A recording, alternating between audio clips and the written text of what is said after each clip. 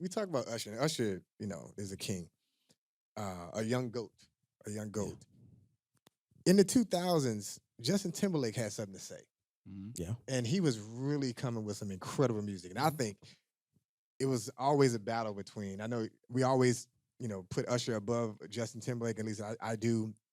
Very close, though, because in terms of catalog, that Future Sex Love Songs, that Justified album, like, this boy was on something else. And I think iron sharpens iron. So, like, I mean, whether it directly affected them or not, like, there's just it makes you be greater, right? When people are even saying it, right, it makes you go hard. You know what I'm saying? Yeah, you had Usher and Jermaine Dupri and Brian Michael Cox and all of them over here, but then you had Justin Timberlake and Timbaland and Pharrell and all of that. So yeah. It's tough because I love Timbaland more than I love Justin Timberlake. I love what Pharrell and Timbaland them did for Justin Timberlake. More than I enjoy. Maybe ask Tim. I mean, I've never asked him personally, but I've seen him say this, that Justin is like, he was the catalyst behind a lot of those records. Oh no, I don't think he was just in there not doing anything. I think he's a great musician. Yeah. But I don't think that he's Usher. I mean, you mean like on a creating or performing or all the all of the above. What creating? I don't know. I haven't actually been in the studio with either one of them, and so I don't know how much Usher contributes versus Justin Timberlake. But who do I prefer? Usher. Yeah. Tough. I mean, I pick Usher as well. Yeah. But in terms of the catalogs, I personally think Future Sex Love Sounds is kind of an untouchable album of the 2000s. I mean, Confessions obviously is as well. Yeah. But no, it was a crazy album. You know what I'm saying? Like, it was so innovative production-wise and writing. It's like, I can play that right now. It's just eargasms like all day long. And Justified. Like, Justin Timberlake has records for sure. Can we talk? Oh, can we talk? Can we talk? R&B. What's up? It's your boy Ian Vaughn, the R&B ambassador. Listen, I apologize for the interruption, but I need you guys to help us continue to grow this channel. We're doing such a fantastic job growing, bringing you amazing content from some of our favorite R&B artists and contributors. I'll need you to do this one little thing: like, comment, subscribe. Subscribe is key. Also, hit the notification bell. This will help us to continue to bring more and more fantastic artists to the platform. So with that said, this is a continuing conversation. Can we talk R&B? Now back to the show. What's up? It's your boy Ian Vaughn. Welcome to another episode of the Can We Talk R&B podcast. But this one's special because this is part 2 of the collab with the We Sound Crazy crew. Like, this has been a crazy year, 2024. We're reviewing. If you hadn't seen part 1, make sure you tap into We Sound Crazy's page for the part 1 of this episode. This is part 2, and we're just gonna continue having the conversation that we've been having. But man, this has been an absolute treat. Absolutely. Yes. We're going to continue fighting, basically. We have to do that. We have to. Because y'all say some crazy things. That's why We Sound Crazy. I get it now. I get it. Can we talk crazy? Can we talk crazy? I love that. So this is like R&B first take style. Like Okay. So we just debating, going back and forth. Yeah. There's been a lot of bullshit been said up here. You know what I'm saying? I stand by everything that I've said. Me too. Every single thing. I don't regret anything. Me too. Got you. I mean, I'm not mad at none of the conversation. It's all insightful conversation. So let's continue the conversation. I think we missed one of the things I wanted to talk about was tours. Mm-hmm. Like, who had the best R&B tours this year? Did y'all get a chance to catch any tours? Did we? Yeah. Man, A lot of shows. I mean, I went to like every show. The one show I didn't get to see was Tamia and Joe. Yeah. I heard that was an amazing show. So I'm sorry I didn't get to see that one. But my favorite show of the year probably would be Maxwell and Jasmine Sullivan. Yeah, strong. I really enjoyed that night. Like, I saw the show multiple times. And then I would have to also say, and not just because she's from VA, Missy Elliott. I enjoyed Missy Elliott's her tour with Sierra and Busta Rhymes and Timbo the King. Nice. Oh, but then also I enjoyed the Queens of R&B. Yeah. SWV, Escape, Total, 702, Nice. Maya. Yeah. Yeah, that was, SWV, Coco, Taj, and Lily, when I tell you just the show, like, they were in Coco was a Form. great voice. Like, Really? No every- question. Yeah, An no, it was. all-time great. Yeah. We Coco. agree on something. Yeah, Yeah, Now, yeah. Coco was an She's an all-time great. That's a Yes. le- Yeah. that's a That's a legendary legend group. right there. that's a legend. That's a That's a legend. legend. Yeah. Is she a legend or is SWV? SWV's legend. SWV. Yeah, Yeah. SWV. Yeah. SWV is a legend, but I'm gonna give it to both of them because Coco's specific voice is so influential. Yeah.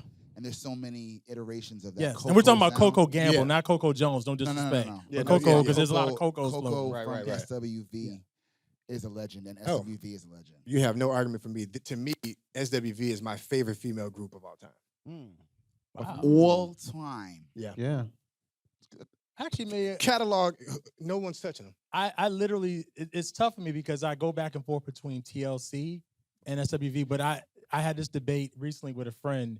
I won't say who it is because he's married to somebody in a girl group, so I'll leave them out of the conversation. But we were debating, and I said, which female group could you do away with their catalog? And I put TLC, SWV, and then Vogue.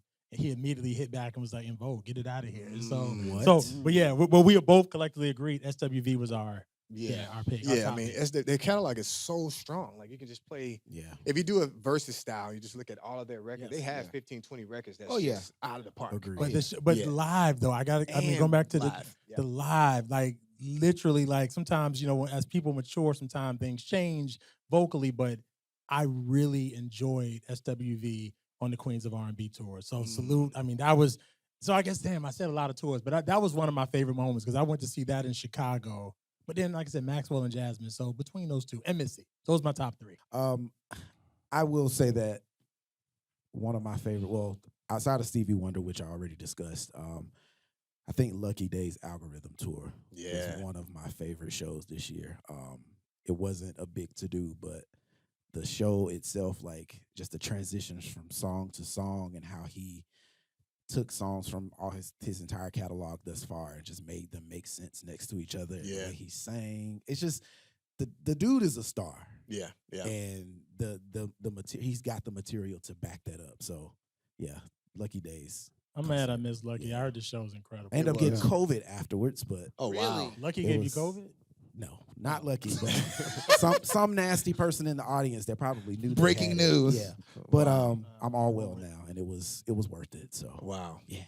I know I saw Maxwell and Jasmine in New Orleans. Crazy. That tour was amazing. October London opened that show. I saw Leon Thomas on tour with Blast, and that was a pretty cool show.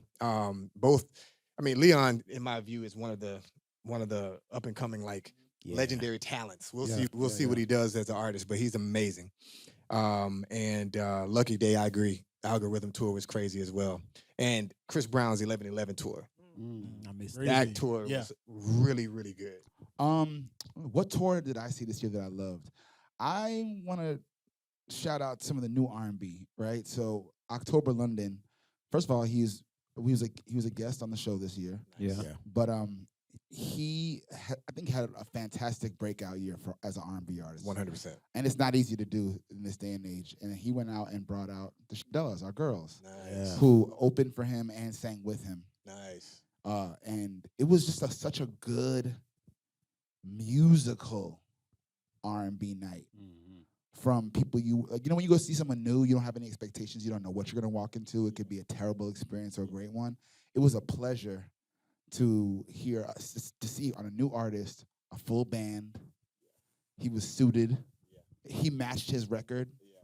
The Shindellas were like fully gowned. Like it was just what I heard and what I saw matched, and the crowd had a blast. So Yeah, one thing I like about October London is his music still sounds very familiar. Even if you don't know the songs, it sounds familiar. It sounds like, I should know this song. Yes. Especially the Marvin stuff and even some of the stuff off his new album.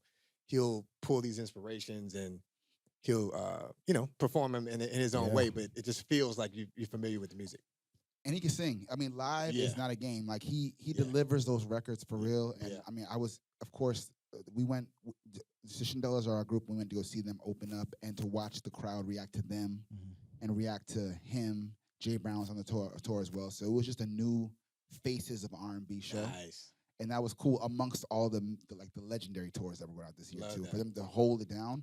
And by the way, a very difficult touring year. I don't think people realize a lot of tours didn't make it because it was a tough year. So a lot of the legends did well, a lot of new artists didn't do well, but he had a really successful tour, and it was fun. And everyone who's a part of it are now like super tight and doing magic together. So Nice. yeah, good stuff. How about you, Chuck? Yeah, for me, it would be the PJ Morton from Cape Town to Cairo tour. Strong.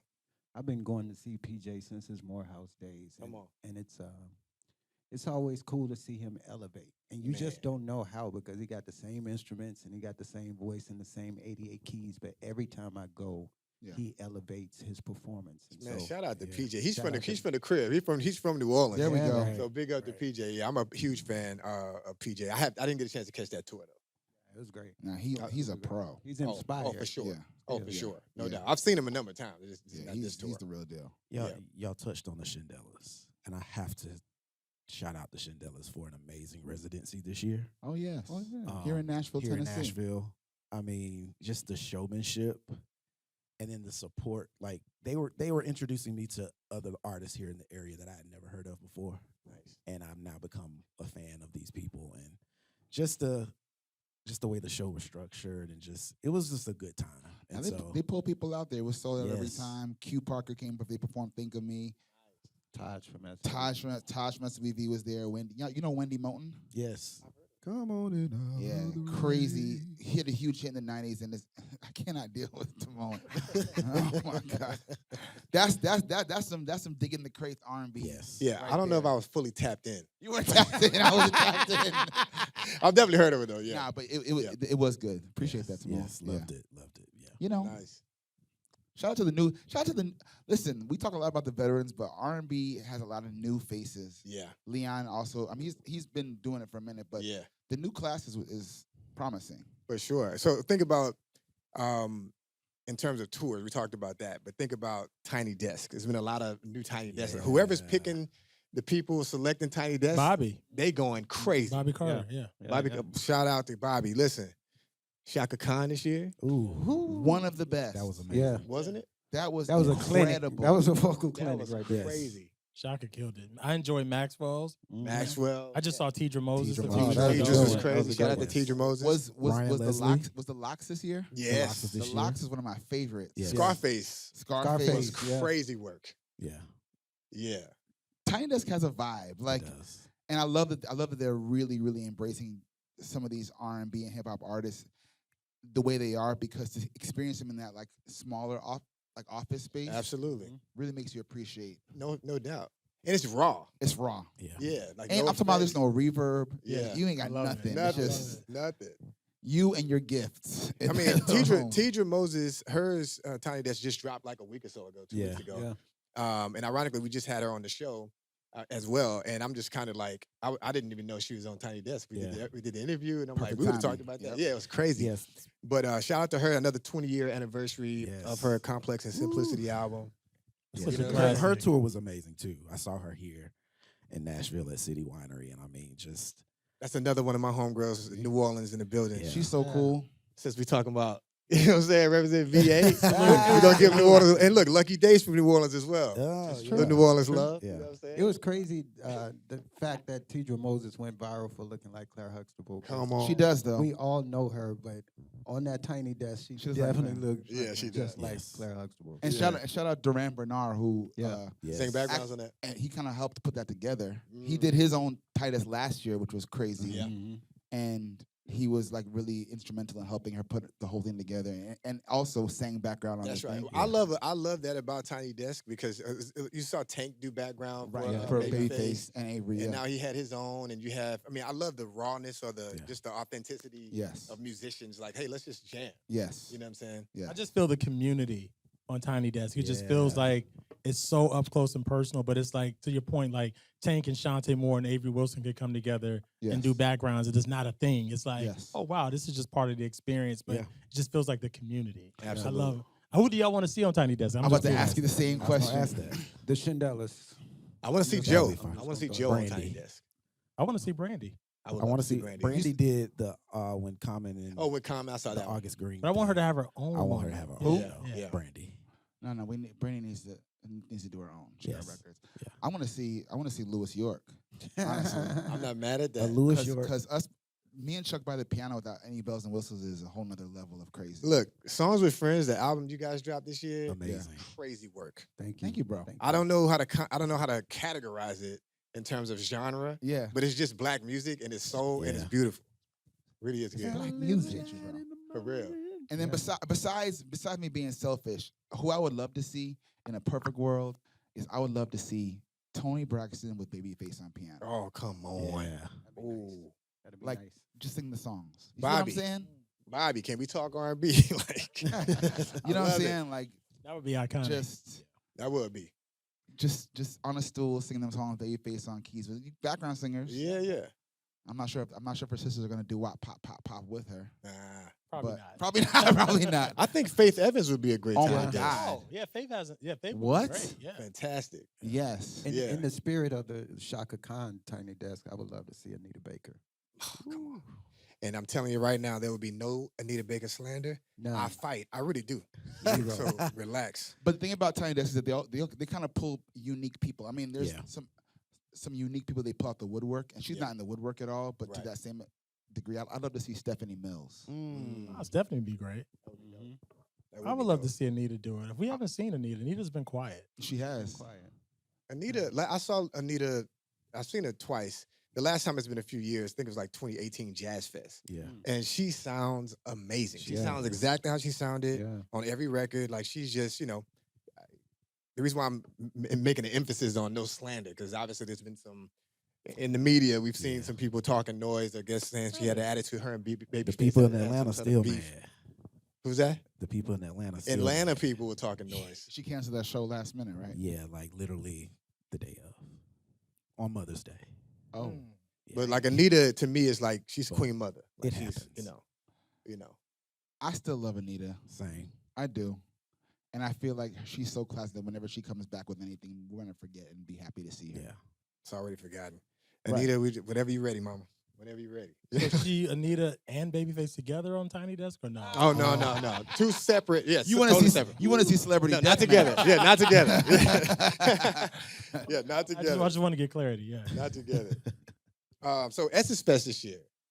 Essence Fest in New Orleans was crazy. I got a chance to see Usher. I didn't get a chance to catch Usher's tour, but definitely Usher performed there. Charlie Wilson was there.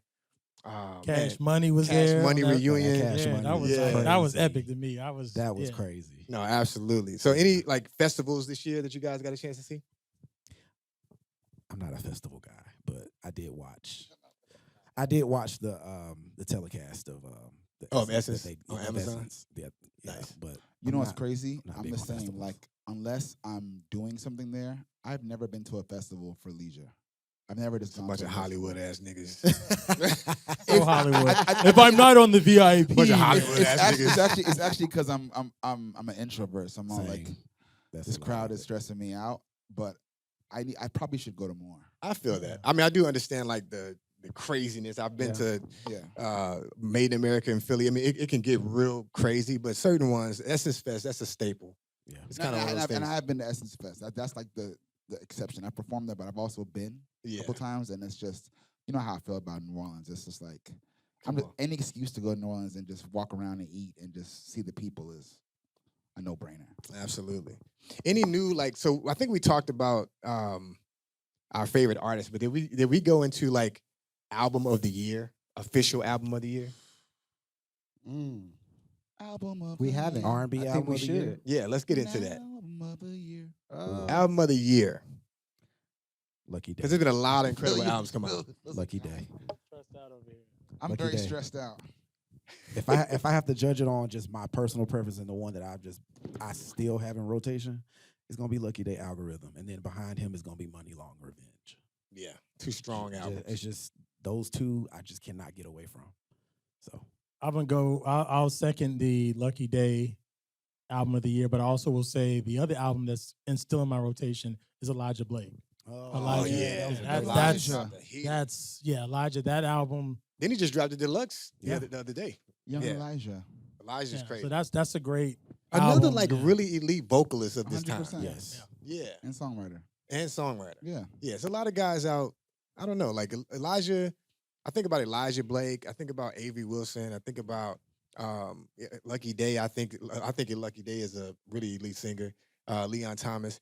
We talked about how the women have taken over, have been at the forefront. I think there's a nice rush of male vocalists and male artists in R&B that's coming. To make some noise. I mean, we did a killer run with Avery this year too. Just putting that out there. Kiss the Sky. Crazy record. Haven't played it a gazillion times. You should. Crazy record. That's male R&B greatness. Right Absolutely. There. Yeah. I love that song. Thank you. Yeah, we had Avery on the show, and I was really bigging up that song. And then he's an alien. He's otherworldly. Yeah. Now we talk about vocalists.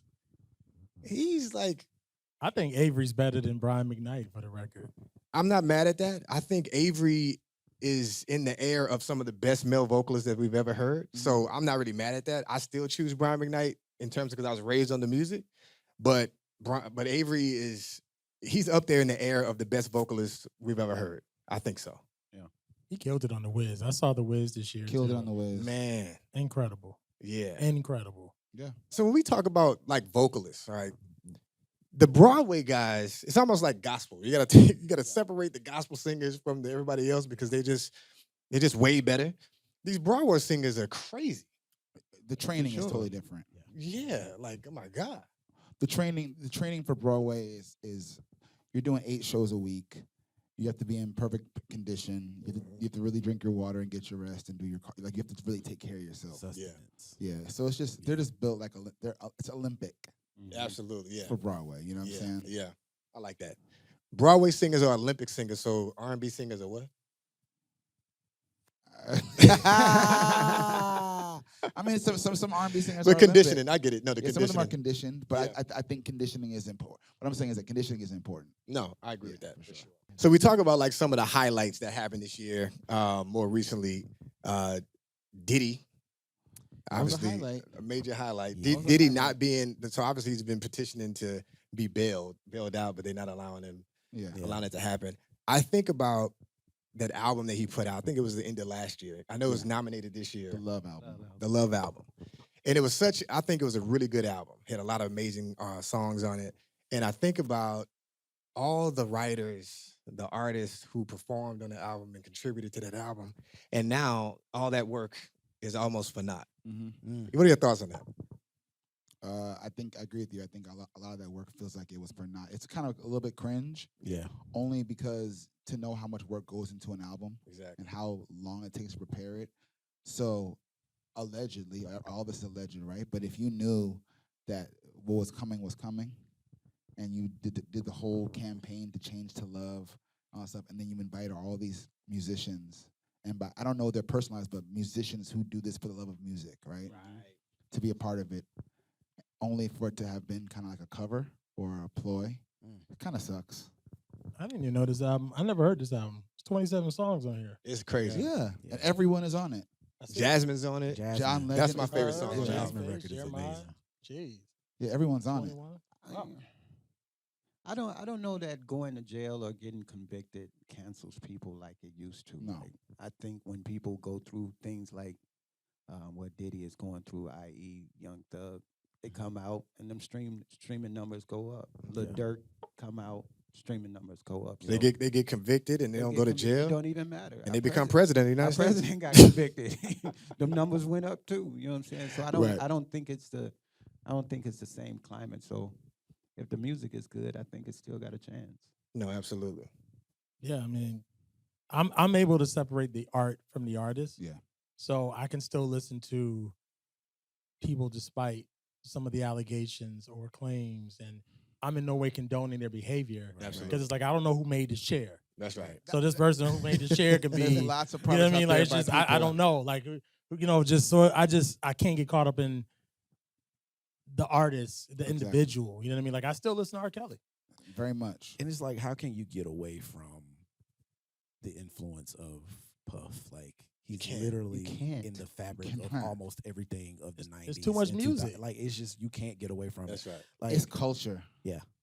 It's what we wear. It's the way we talk. It's how you perform. It's. Well, I'm not wearing Sean John still. Like I'm not.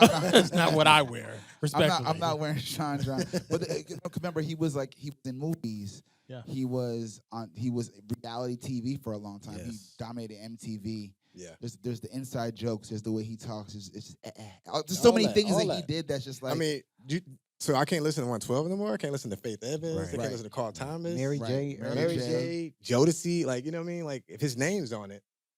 Now, what I do think was, because I always think about how everyone else is feeling about these things. Mm-hmm. I really felt for Mary when she got her Rock and Roll Hall of Fame.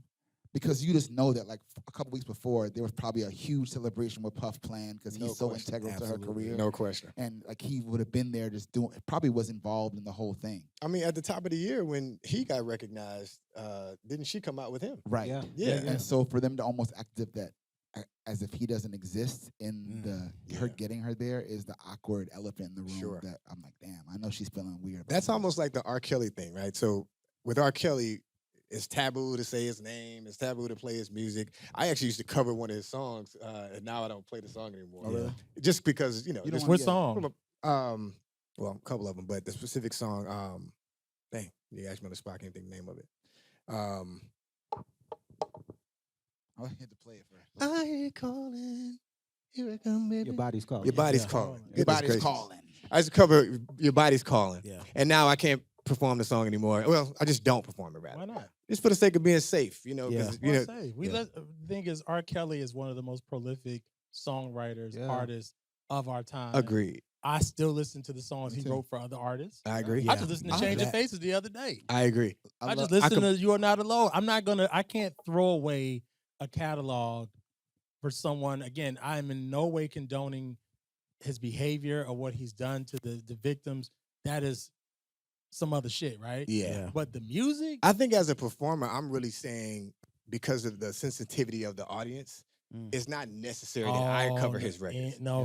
It's one thing, like, they're not my records. If they were my records, or if he wrote the song for me, like if I was Maxwell, I'm going to sing Fortunate. Yeah. If I'm Joe, I'm going to Absolutely. do more and more. Yeah. Fortunate, he's singing that shit on that tour too. He Oh, he nothing sure else is. to You know, say. and as you That's one of should. the I'm biggest just saying, like, as covering his music as a cover, covering the record, it's not necessary for my show. But when I went to the Queens of R&B tour in Chicago, I will say there's a part where the DJ comes out before the SWV and Escape goes on. Yeah. He dropped that, "Hey, Mr. DJ, slow dance." Oh, I'm sure. The place erupted. Yeah. I was in That's what I'm Chicago in saying. all fairness. Yeah. But it was just like they're singing every line. But it happened here at Bridgestone when Tevin and Tamar how they were go in. across the street. Listen, I'm not mad at it. I mean, again, I still play his music personally. For me, Just- there are certain songs that I just, now that we know the context of a lot of stuff that happened back then, for instance, I can't listen to the Your Body's Calling remix with Aaliyah on it because we know what was happening at that time, Do we know? allegedly. He said allegedly. But just knowing what could have possibly happened, I just, for me, can't stomach listening to Aaliyah cooing in the background and she's 14 years old and he's talking about Your Body's Calling and she's singing sexually tinged lyrics at that young age. Of course, back in the day, I'm 10, 11, 12 years old, not really thinking about it, but now I'm just like, ugh. Aaliyah probably shouldn't have been 15 on that record singing that song. Or just some of the songs that were probably kind of inspired by certain situations that were happening at the time. So personally, It's speculative. speculative, but come on now. But to be honest with you, it's crazy. I have not heard the Aaliyah remix of Body's Calling. There's a Your Body's Calling remix with Aaliyah on it. You sure it ain't AI?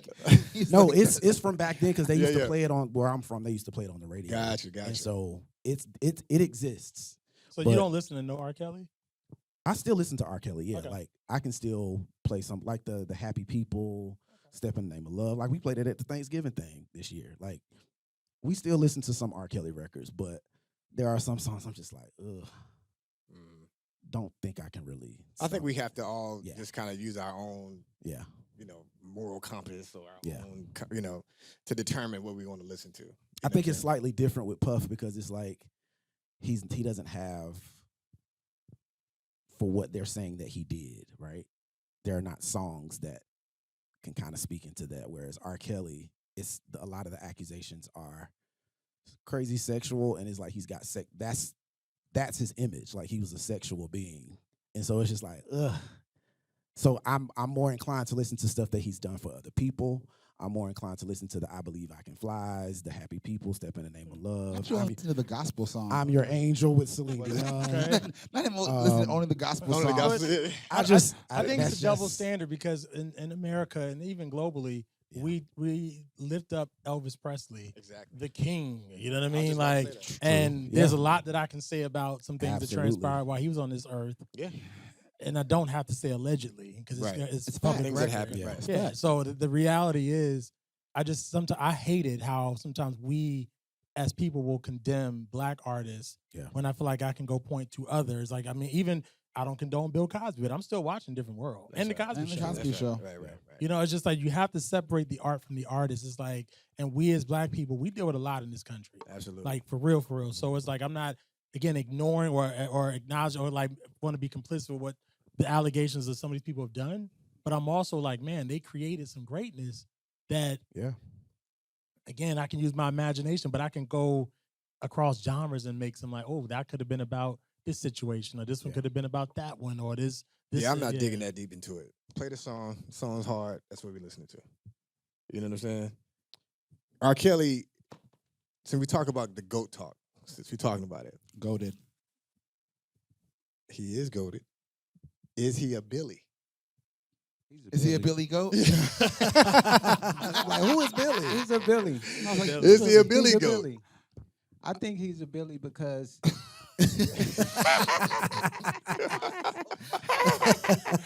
Is he a Billy though? Is he a Billy Is he a though? Billy no, though?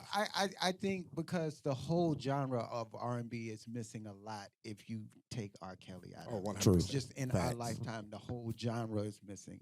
A lot of songs, a lot of feels, a lot of inspiration. Like even just I Believe I Can Fly alone would be somebody's biggest record. That's just one of many songs that he has. So I give him Billy status. Yeah. What you think, Bill? Absolutely, hands down, Billy on the songwriter producer level, but on the artist. Yeah. Hands down. I mean, but you can't deny it. Say what you want about the personal matters and the past marriages and some of the other things. And again, I don't, but also, I mean, we don't want to say this, but some people might say some stuff about Michael Jackson. Right. Another Billy. Another Billy. Oh, yeah. But R. For Kelly, sure. absolutely, hands down. Billy. So He's a Billy for me too. yeah, he's a Billy. It's Paul. We know. We already know. Oh, he's a Billy. Yes. He's a Billy Like, Goat. A Billy. you cannot take that away from him. So let's think about this. We think about, let's say, just for the sake of time, in Mhm. terms of eras, 80s, 90s, 2000s, 2010s. Mm. Like, can you name, like, who had the best catalog of those decades? Before you even say, let me just say that I'm glad you didn't say 70s because the 70s is the best era of them all. I'm not mad at All right, that. It's just, but and that's just too difficult. This is too difficult. Yeah, that's We too said difficult. what the best catalog. Like, of like catalog. We can say MILF artists, female artists. You know, obviously in the 80s, I would probably say Michael Jackson, maybe. Best catalog of the 80s. The 90s, it's probably gonna be Kales. You know what I'm saying? Like 2010s. I don't know who the answer. I don't know what the answer would be for me. All right, I'm gonna go 80s. I would say on the female side, I would say Whitney. Mhm. On the male side, I would say Luther. For me, Luther. Yeah. Does And Whitney have a better catalog than Anita Baker in the 80s? For me, yes. And I love Anita. Anita's absolutely one of my favorites. But when I think about those first two albums from Whitney, That's where a you give good good question. love, That's you give good love, saving all my love, and Yeah. I want to dance with somebody. The impact for me and just what she was able to do. And again, I love Anita Baker. I Yeah. want to say that again. But yeah, for me, and Whitney was. So that's my 80s. So Whitney and Luther. 90s. Ooh, this is where it gets to be tough, It's y'all. tough in the 90s. On the male side, I will say this is tough. Mm. It's not Brian McKnight. Spoiler alert. It's not. It's not. It's not. Brian. I would have to say, as an artist, I guess I'm wrapping it all in one because I would say on one side is the artist R. Kelly, but then as a songwriter and producer, Babyface. Yeah. Right. yeah. Yeah. You feel me? But then on the female side of things, I would say it's probably for me it's gonna be Mariah. Yeah. Mariah. Does and then- Mariah have a stronger catalog in the 90s than Mary J? Woo! Whoa! Because that Share My Hey. World. Oh, And you that came Mary- out the wood. Whoa, that's a lead. You, That's Mary, a bunch here's you the pulled a thing. Billy out the back pocket. That's a Billy. I got a Billy for Billy. you. Because Ian, literally, yesterday I was I have a music room in my house, and it's like I listen to vinyl in there all day, and I went back to what's the 411, and that Mary's got joints. Yes. Mary Blige, Come on, bro. man, that's But I'm still sticking with MC. I love Mary. It's to me, I it's don't just have like the answer to that. like I'm just asking that question, to yeah. me would have been the ideal versus the two of them. Just For sure. But because when I think about the contribution and the merging of R&B and hip hop, Mary and Mariah. Mary Mariah. Oh yeah. Like, 'cause, I mean, It'd been Mary. the most awkward verse. Yeah, of all time, but yes, And- the music would have been the best part. But yeah, you can't deny. But Mary, it would definitely be 1B for me. But Mariah for me. When Mary hands down. said she wasn't loving your secretary. Yeah. Your secretary. Yeah. Like, what she, Kenny, All right. Babyface, yet again. You know what I'm saying? So, and in 2000s, I got to give it to, on the male side, Usher. Because you got to think about it, Yeah. 8701 Oh, yeah. and Confessions Oh, were in yeah. the 2000s. Yeah. Oh yes. Oh, man, what's this? I'm about to say on the 2000s, Queen B, Beyonce. Yeah. Okay, yeah. Because I'm putting in the Destiny's Child catalog, Yeah. enter her solo with Crazy in Love and Me, Myself, and I. Then Deja Vu. I mean, you talk about a run. That's strong. Back to Miss Check what you got. I got Anita Baker for the 80s for me. R. Kelly for the 90s for me. 2000s. Well, male and female. Oh, male and female. For a female in the 90s, I got I said Mary J. Blige, right? Mhm. R. Kelly and Mary J. Blige in the 80s. I got Anita Baker and who am I gonna go with for the 80s? Stevie. Stevie for the 80s. 80s Stevie. Yeah. 2000s. That's when I start to check out because that's when I'm doing my thing. But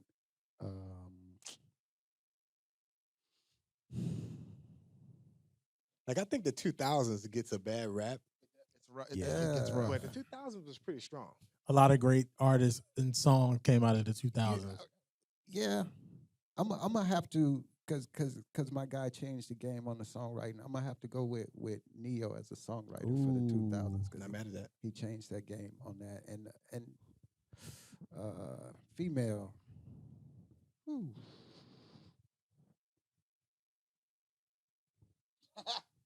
Jeez. I mean, Beyonce, Keisha Cole. Who was in the Cole had a 90s? I run. mean, 2000s. It's somebody I'm missing from the 2000s that changed my shit.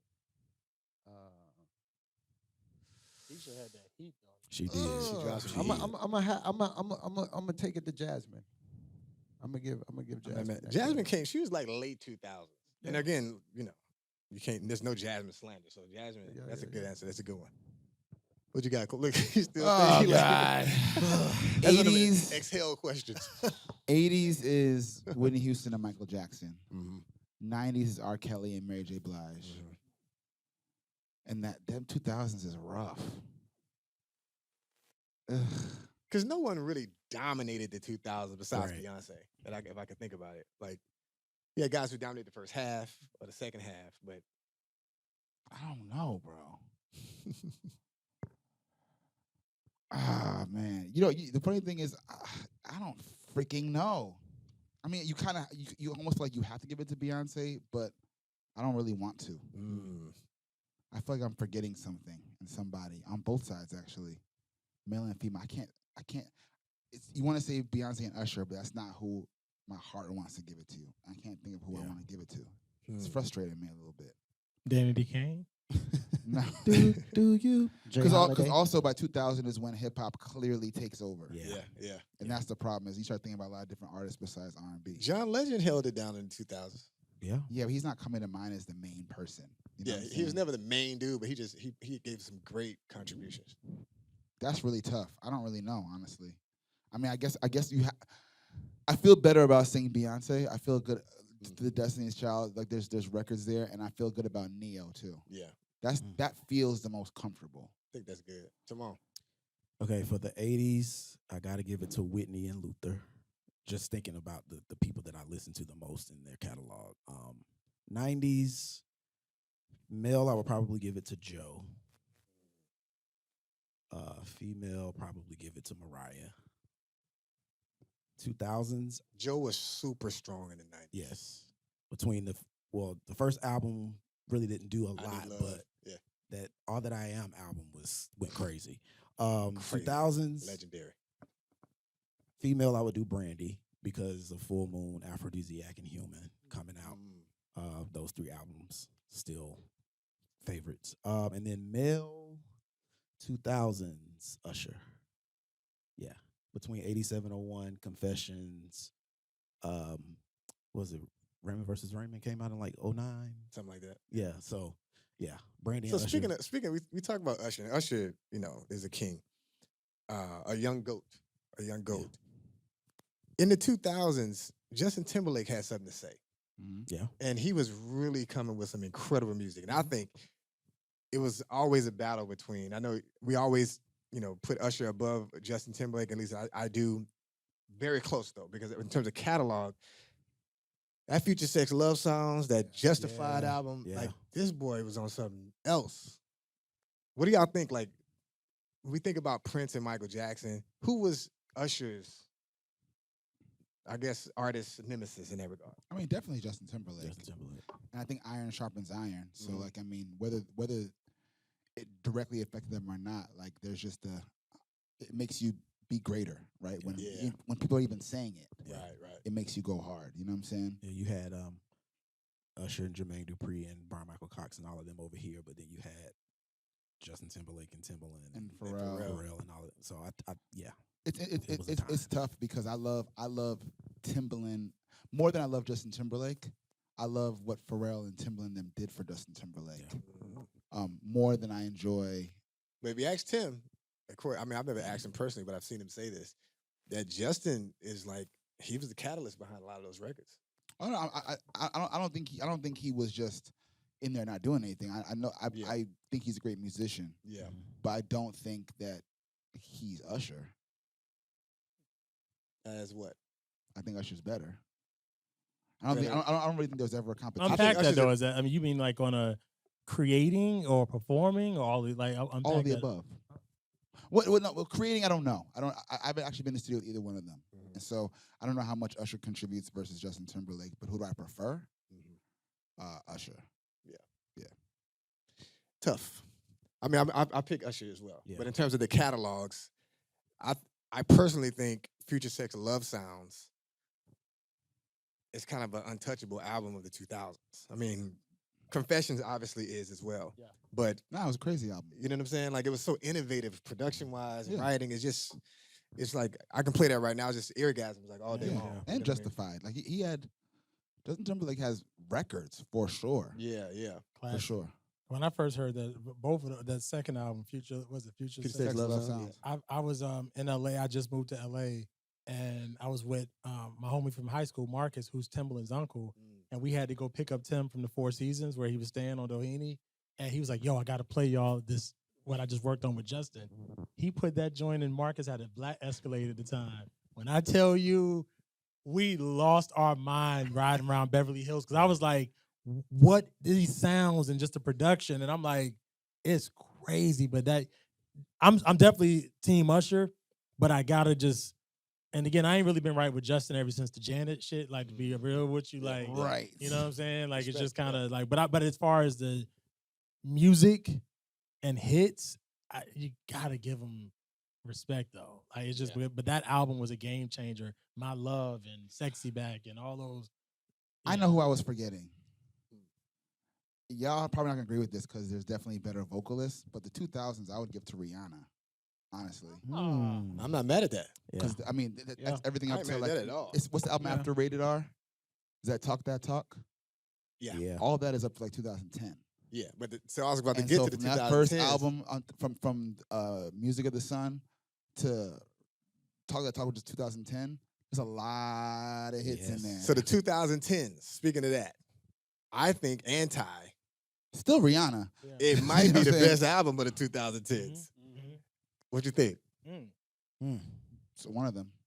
I'm not. I'm trying to think what the competition is, but it's up there. Beyonce. Yeah. What, Lemonade dropped in 2010s? Yeah, I still take Anti. Yeah. Yeah, I'll take I Anti mean, over Lemonade. You can't leave out Ree. She got so many records, but that many. catalog is untouchable. And when she came out, she remember the music changed. It went to EDM for a minute. It went dance, and she was definitely really good at being a chameleon for all that stuff. Better than most, for sure. Better. That's part of the problem. Is people were trying to chase her into that four on the floor, and got lost. But did she usher that back in though? I don't know if she ushered it back in. She just did it well. Because I often debate about this. I feel like Kelly Rowland was responsible. Absolutely, with When Love Takes Over. Yeah, like David Guetta. After she, and people do not credit her enough. I feel like after she did those David Guetta songs, and that's when Usher came with "Oh My God," and But that was just also the wave that everybody was going on. Hers might have come out first, which is a good record. It was a wave. Yeah. Remember Neo was doing Neo it. did He was it. a writer. Yeah. And Please Don't Stop. All that stuff was happening in that era. Mm-hmm. But I agree with Timon though. Kelly was the No, but- trailblazer. She was a leader.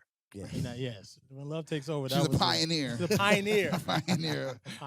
Pioneer. But yeah, that's what I was forgetting. I was like, I'm gonna give it to someone, but it's Rihanna. Yeah, but Rihanna's Reese catalog, I'm looking at it here, like just crazy. from Loud in 2010, Good Girl Gone Bad in Loud. 07, Girl Like Me 06, Yeah. Anti in 2016, Rated R 09, Talk That Talk 2011, Right. Music of the Sun 05. That 2000s, 2010s. And that ain't even the features. Rihanna, excuse me. Because her features go crazy too. Her features go crazy. I mean, she was a single queen and album queen for quite some time. No doubt. I mean, even her records with Drake, them jokers was crazy work. Mm-hmm. You know, shout out to Drake in the 2000s. I don't know if it's over for him now.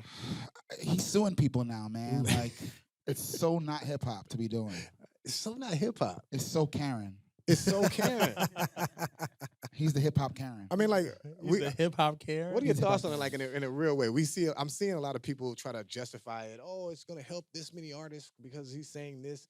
But I'm like, hadn't he benefited from payola? That's the elephant in the room, that he is the poster child for that kind of stuff. Like for the last few years, like Spotify it's been championing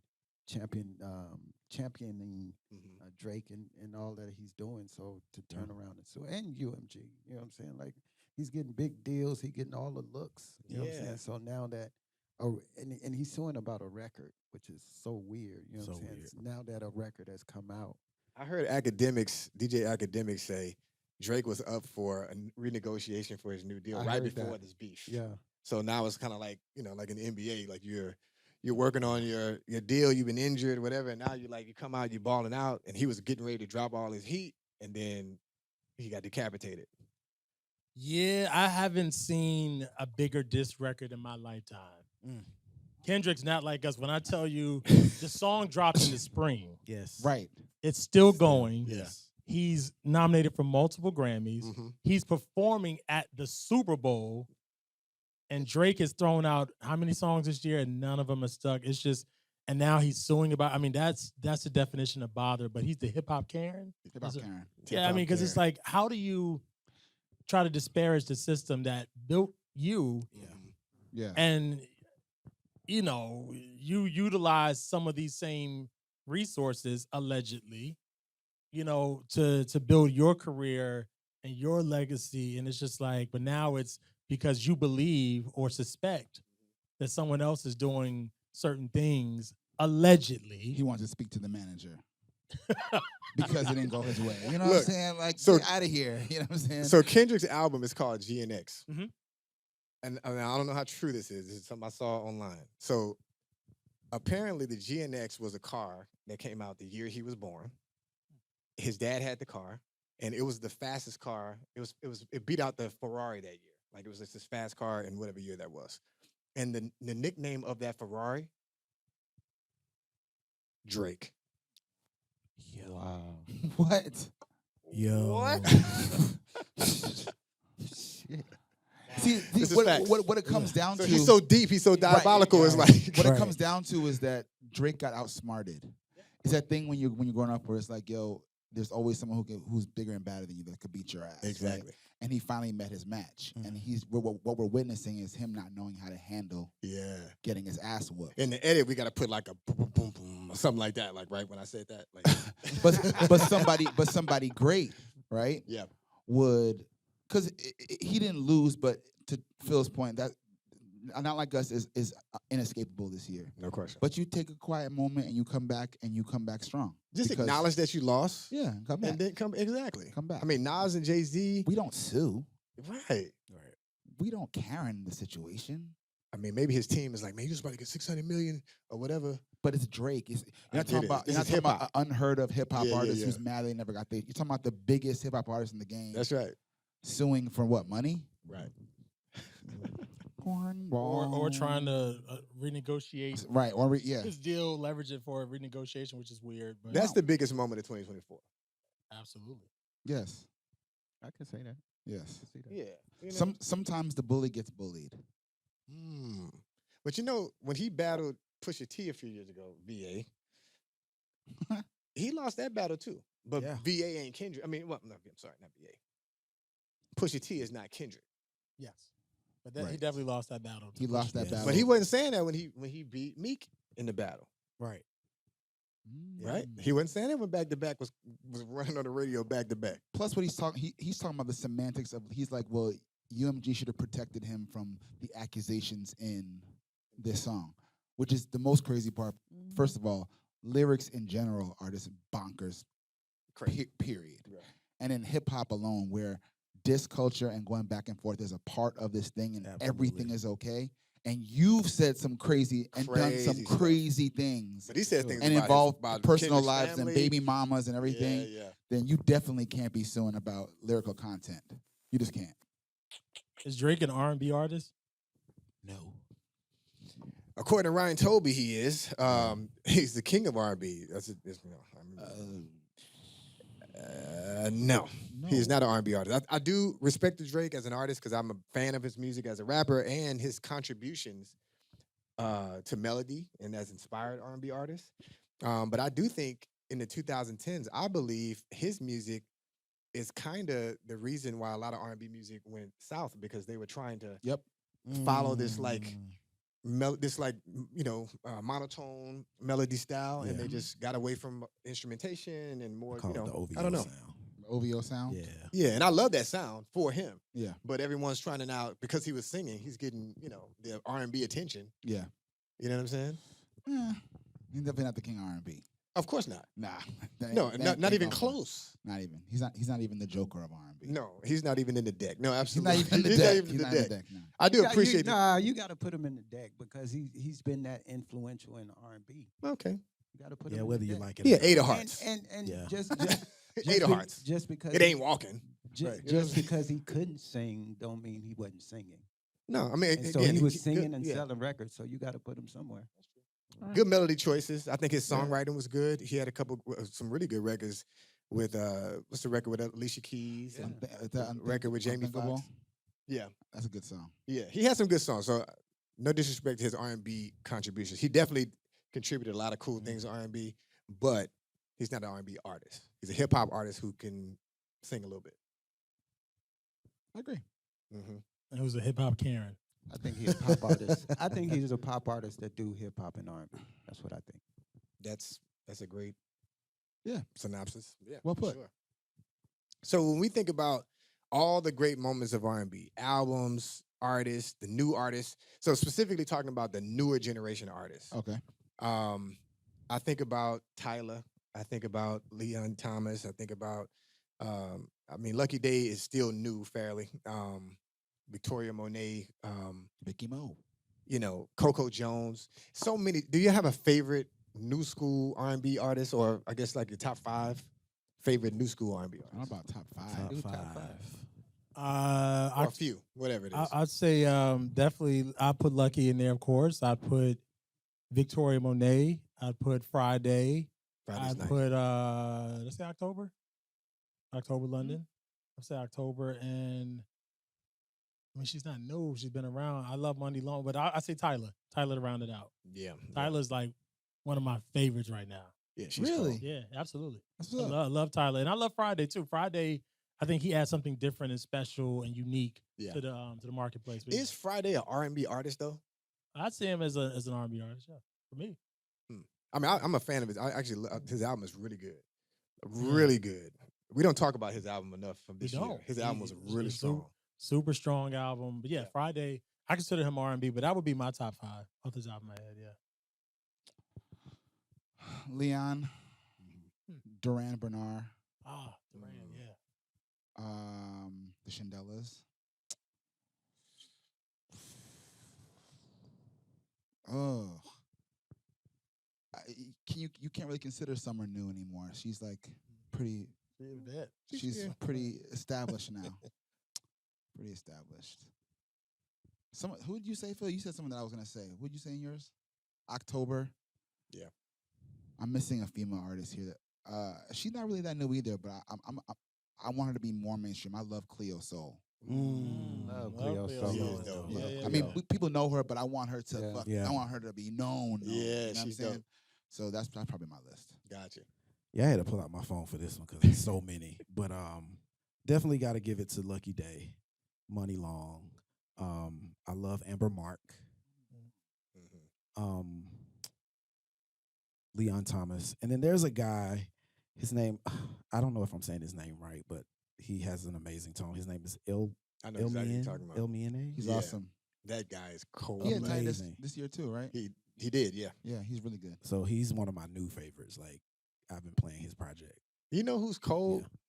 Alex Isley. Yes. Yeah. Cold. Yeah. I mean, she come from obviously from the pedigree, but come on. She comes from Billy's. Yeah, From the Billy's. Oh yeah. Yeah. Ooh. Yeah, we love She comes from the Billy's that's up there with Stevie Wonder. Yeah, he's a gruff. Yeah, Matter of fact, the Isley brothers, they are the gruffs. Billy go. They're under the bridge. Yeah. Like, I say think something. Stevie might be standing a little bit higher than them, but they they're right right there there with at the their shoulder, long like, what's beard. good? Yeah. Mm. That was Oh, one yeah. of my favorite conversations this year with Ozzy's, but I'm thinking about that was iconic. Yeah. We were Some just at Mr. Big's house, Yeah. Come on. just kicking it, no Yes. big deal, drinking his alcohol, Drinking his alcohol and eating his food. and eating his food. Look, to know that Earth, Wind, and Fire were inspired by the Ozzy brothers. Yes. Yeah, like, come on. My They God, definitely Billies. For sure. 100%. Not just goats, Billy Goats. Billy Goats, Yeah. gruff, Gruff. They gruff. gruff. Yeah. I got to throw Kenyon Dixon in there, too. And Kenyon Dixon. Oh, man. Yeah. How can we forget Kenyon? Yeah. Kenyon Dixon. That record, obviously his album helped me out. It's 90s, what is it, 2000? Let me pull it up. Is it because he's put out quite a few projects over Well, the last couple two of years? he did. The R&B You Love or something like that? Yeah, the R&B You Love. Yeah. But I think it's called the R&B You Love of the 2000s. Yeah. The R&B love of the 2000s. The R&B You Love of Oh the yeah, 2000s, got you. Yeah. I think that. Let me see. Because The he's R&B nominated for a Grammy. Yeah, the R&B You Love for the 99 and the 2000. Yeah. Yeah. So he had the R&B You Love for the 90s, I think was before that, last year. Yeah. And then he re-released the 90s You Love of the 99 and the 2000s. And he's nominated for a Grammy for, I think it's for this Groove. I'm not sure if that's on that project, but he's nominated for a Grammy for that for this year. Kenyon is different. He has the vocals. He's a producer, songwriter. He has all the things. So He I'm wrote a a bunch big of fan. songs on the new Justin Timberlake record too, Yes. right? He did. Yeah. He did. Yeah. I didn't care that much for Justin's You didn't? album. I The didn't new either. one. The new album, Okay. Justin's latest album. It wasn't bad. Like it wasn't my favorite Justin project. It wasn't Future Sex Love Sounds. It wasn't Future Sex Love Okay, or I got you. 2020. Or 2020. I'm just saying it's kind of, well, Man in the Woods. I don't know what that was. That's not even. I don't know if that's R&B, but Future Sex Love Sounds, Justified, 2020. Those are R&B pop albums. Yeah. I think he was going a different direction with Man in the Woods, and then he dropped this new one. It's kind of a bridge between kind of what he always does, but Yeah. he just, I don't know. Didn't move. You weren't tapped in, I actually did tap in though. but you tapped it back out. I tapped right back out. the lead single,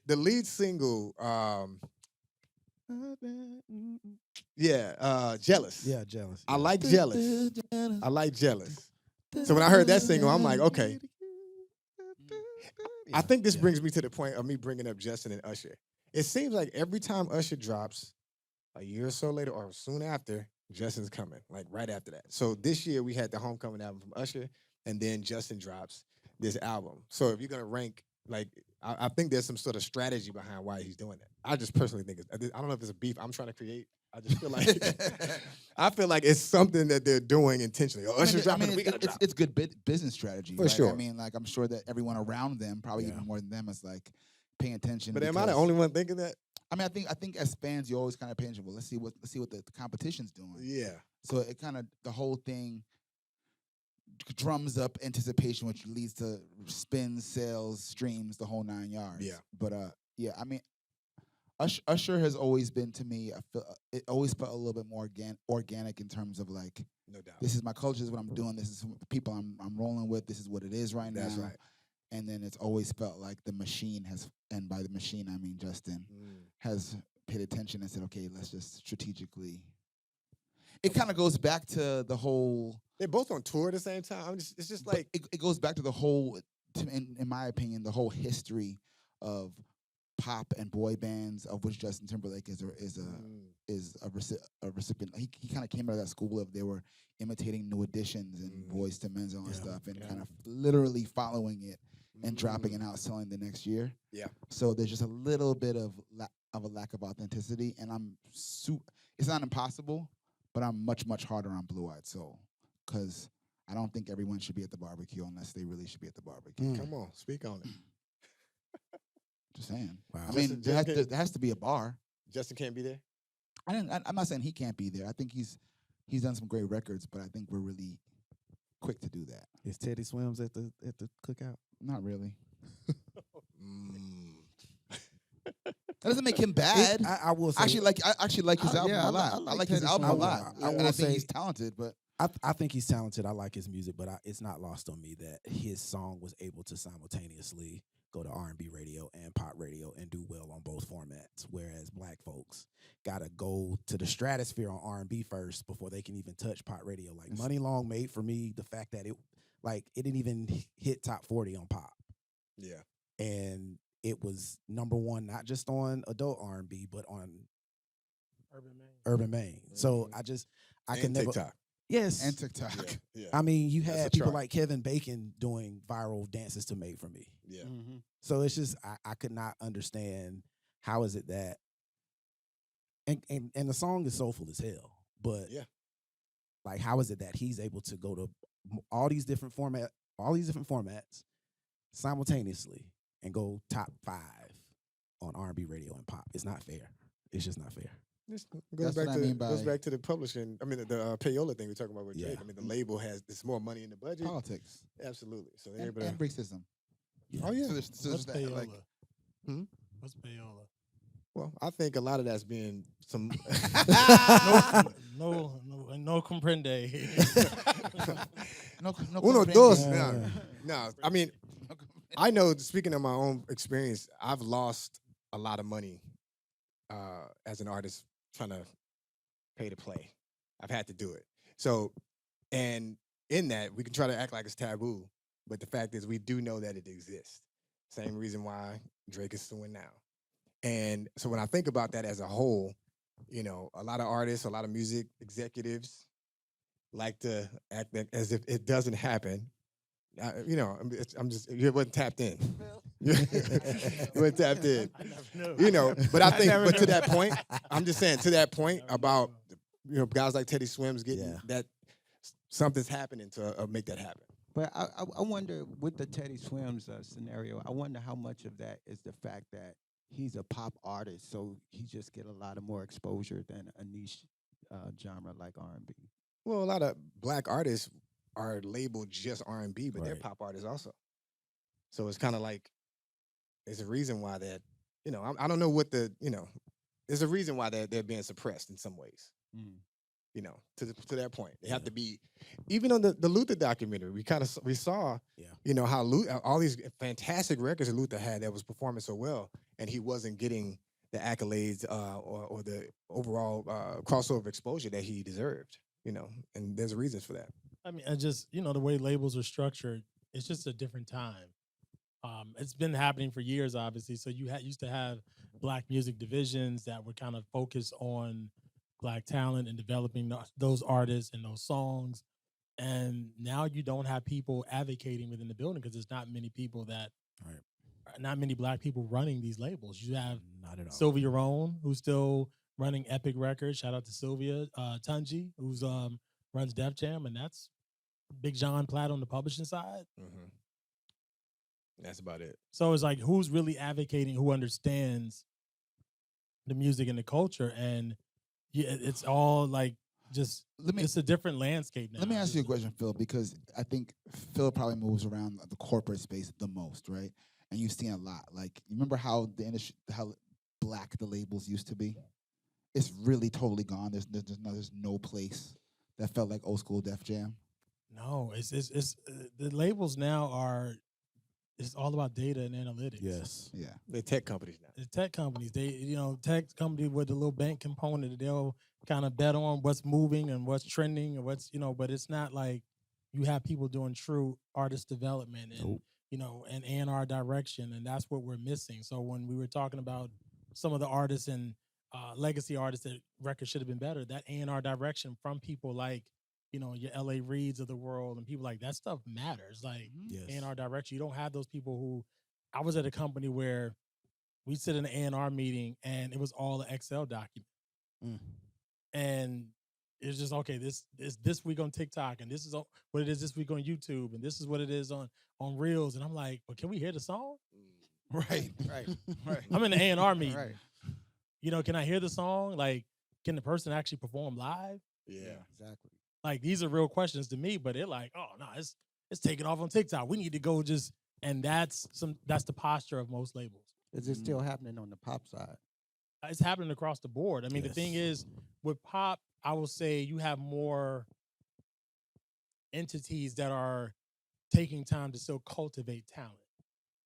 So whether that's a manager who's kind of like, I have a production arm to my management company, and I'm going to develop this artist and record songs and invest the money to really get it to a point. You don't have that a lot in the black space. I mean, like TDE is doing great things. Love Renaissance, obviously MBK, Jeff Robinson with her and Alicia, like over the years. You've seen it, but not nearly like the investment on the pop. And like I said, country is even making those investments, like on the artist development and A&R direction. But it's just, if you don't have people advocating to say, hey, this genre, these areas are important and we need to develop them like Motown did back in the 50s and 60s, it's not going to happen. I was about to say big shout out to MBK because they've been consistent in terms of developing artists. And there's a difference. I think there's listening to guys like Tone Stith, Maida, Elijah Blake, I believe, is a part of their team in some way as well. I'm not sure. His late manager was affiliated with that. With MBK. Yeah. Jason, rest in peace to him. Another, as a friend of ours as well at the show, and we lost him obviously tragically. God bless his family, everything he's dealing with. Well, they're dealing with in relation to that. But speaking about the greats that we lost this year, we lost Quincy Jones this year. Yeah, we did. Frankie Beverly, and not Ben Mays, but Frankie Beverly. Tito Jackson. These are all Goliaths, and in their own rights. I mean, for sure, Quincy Jones, another Billy Goat Gruff. Yes. You know what I'm saying? Like Real Billy. Really Bill. Yeah, like I look at Quincy Jones and I think Quincy is the greatest producer of all time. Agreed. Yeah. Agreed. Mm-hmm. Yeah, No question. I heard that. I'm like, to me, he's the poster child for not staying in one box. I mean, to know he's done It's My Party and I Cry If I Want To, and then you do Miles Davis, and then you do Shirley Horn, and then you do Tevin Campbell, and you do Michael Jackson. It's just he did Frank Sinatra. Frank Sinatra. I just learned that he did that. Sarah Vaughan, Frank Sinatra. Yeah, it's just it's crazy, and I just wish that I hope that we allow producers of this day and time to spread their wings in the way that Quincy Jones did. Like we got to get to a point where we don't pigeonhole people and put them in a box. And I love that Quincy Jones. Chuck, do we see that as an issue? I don't think as much now as we used to. I think with streaming and with TikTok and platforms like this, I think it gives the creative the opportunity to express themselves. And so you're not really confined to a box.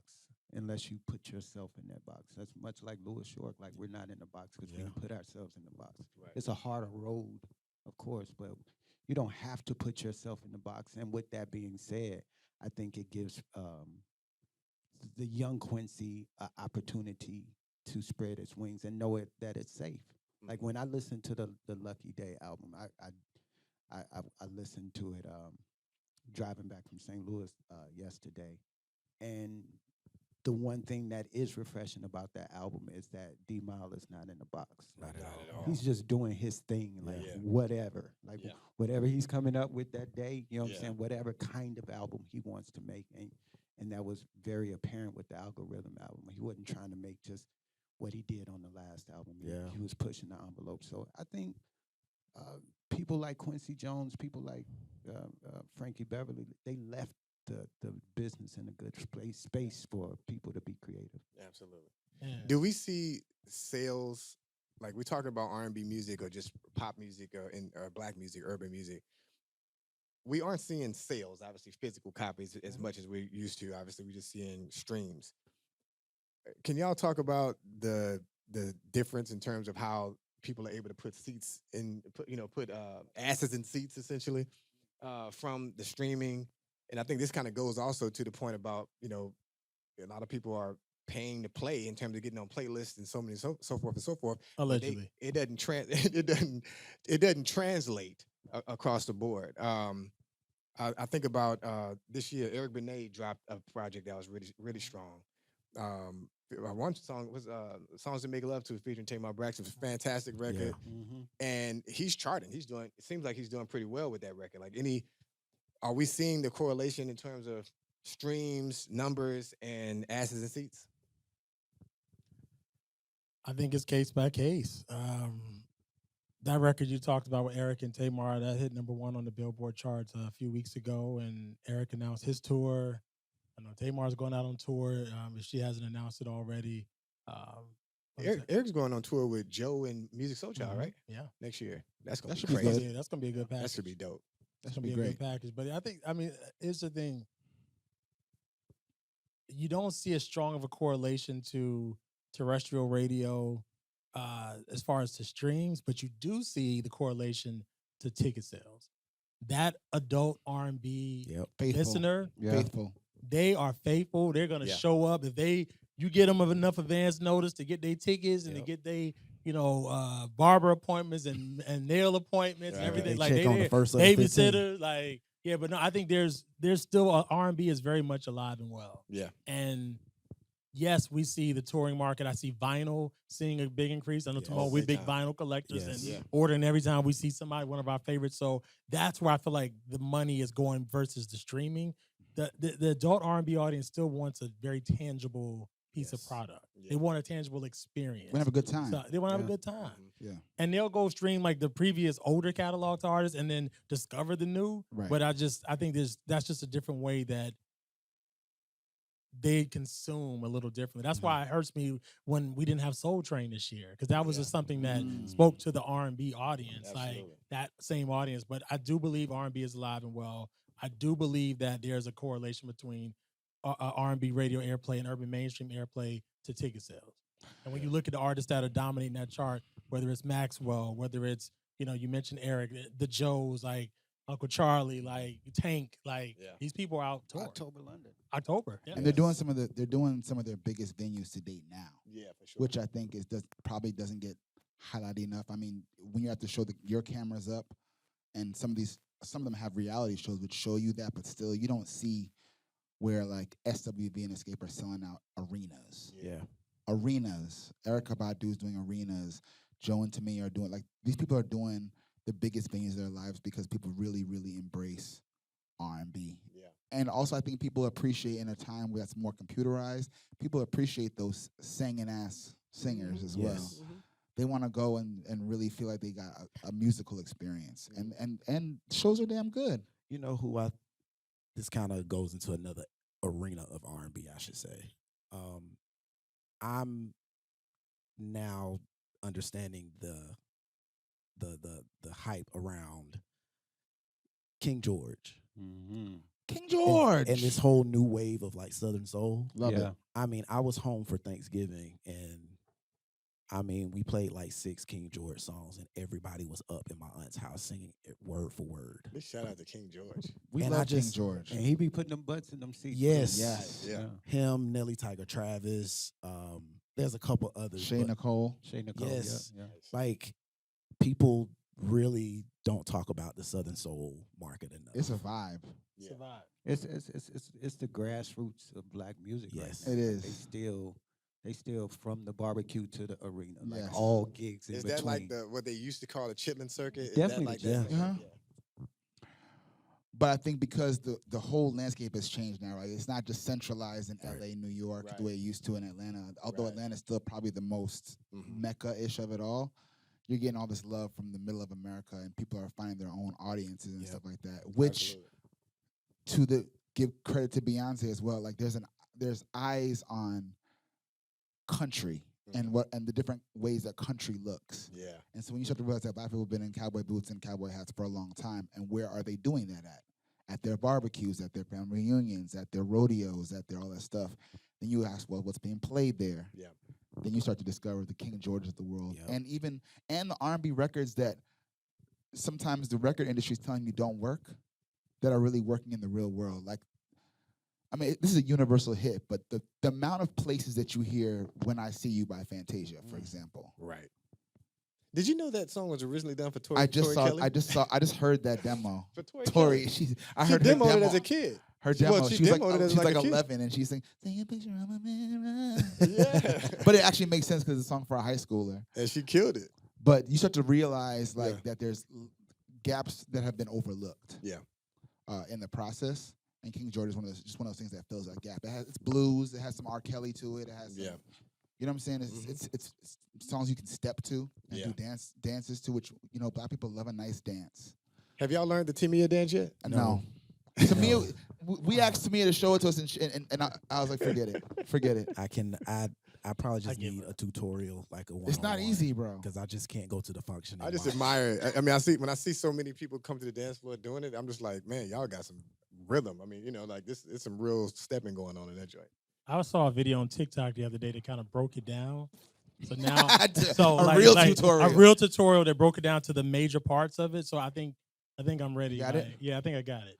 I'm not gonna do it right here Because I was going to say live for the first time on Can No, We I Talk know. Crazy? No, that's one of the things I'm gonna leave in this year. I'm not gonna try to figure out the Tamia line dance. Any new tours you guys looking forward to for 2025?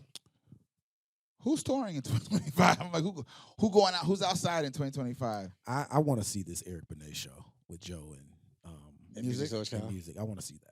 I saw Music early this year. Big shout out to him. I was in LA, and it was like 2,500, 3,000 people, but it was like a sold out room. It was just a room. And the audience was like 18-year-olds, 35. I mean, like young people in there knew every song. And I was wowed. I was like, man, this generation is messing with music like that. You know what I'm saying? So Social media. no doubt. And I mean, they knew all the songs. And I mean, I was very impressed. Of course, I knew all the songs. I'm a big Music Shoutout fan, but I was really surprised. I don't know what I want to see in 2025. I think there's a Mario and Neo tour. Yeah, Champagne and Roses tour, I think it's called. Yeah. Yeah. Is that not happening? You know, someone on Go It's, Phil? This is Mary. Oh, Mary J's supposed to be on that tour. I don't know if that tour is gonna happen, so I don't want to. Oh, we can cut that out. Yeah. Yeah, we can cut that out. It's CeCe Winans going on tour because that's who I want to see. Come on. CeCe, one of the greatest vocalists of all time. Period. And her Christmas album is one Is of the best albums of the year. masterful. Yeah. Well, look, since we're at the end of the year, we're just reviewing 2024. 2024 favorite moments. Like your favorite moment at one singular thing. I think I'm going to have to say Usher Super Bowl. That's your favorite moment. I think so. Of the year. Just because it was so monumental. It was Usher. I mean, pop culture wise, one can't deny the impact of Cat Williams on yeah. Club Shay Shay. Yeah. That set the year in motion. Good. It just set off 20. Yeah. We've never recovered You ain't lying. That set the whole year From- off. Year of Cat Williams setting the tone, and I think everyone has been, unfortunately, and sometimes fortunately, but for the most part, not well, been trying to emulate that interview, like trying to be sensational, trying to call people up. But he came on the top of 2024, and it's been mayhem ever since. That might be the moment of the year for me. That's a big moment. For me, it's because I'm not really a hip hop head like that, so I was thoroughly entertained by the Drake and Kendrick beef. Like, thoroughly, like record to record. I'm not talking about just not like us from the time that Drake. Because Kendrick, Drake actually and dropped J. some heaters Cole, in there. J. Cole dropped a record. It got left in the dust once he apologized. But bowed out. That whole beef was like really entertaining. I saw how it energized the music industry. Which at this point is. You need things like that to energize. Nah, for sure. Yeah. I think for me, to your point about Usher, I think just as I said earlier, the fact that he was celebrated in the way that he was this year was probably overall my favorite moment because he definitely deserves it. For sure. Yeah. What you feel? I would say a moment we had on We Sound Crazy when we got to sit with the Ozzy Brothers. That was a Powerful, surreal, powerful, iconic moment sitting with people whose careers have been around. They've been around since the 50s. Yes. They've been around. So that was a you make me wanna. Right. that was pretty iconic. Yeah. That's major. I think about all the amazing things, all the wonderful things that's happened with We Sound Crazy. Great things that's happened with Can We Talk R&B. I'm looking forward for 2025. I know we're gearing up to wrap up our second season, but we have some crazy interviews and episodes coming up. Yeah, I can't wait to. Well, they'll be dropping really soon. So, and of course, we have a few more in the pipeline. But this is today. This is one of my favorite moments of the year. Wow. Being able to line up, partner with you guys. Yes, sir. What can a brother do for me? You know what I'm saying to you? I just feel like I just needed. We needed You know what I'm saying? Week. No, Ladies seriously. and gentlemen, RL. That's not Seriously. So we got to do this more. We have to do this 100%. more. I think this is this is really good. And being at our shows, we all are passionate about not just R&B music, but just black music, or music in general. But we're talking about introducing our audiences to the behind the curtain conversations of our favorite artists and favorite contributors to music. So with all that said, guys, thank you guys for tuning in to another episode of the Can We Talk R&B podcast / We Sound Crazy. Can We Talk R&B? What is it called? Can we talk crazy? Can We Talk Crazy? Come on. We talking crazy as hell. So y'all tap in. This is episode 2. We go back, hadn't seen episode 1, go back to We Sound Crazy's page. But we're going to continue doing this type of thing. Brothers together. God bless. Peace. Peace.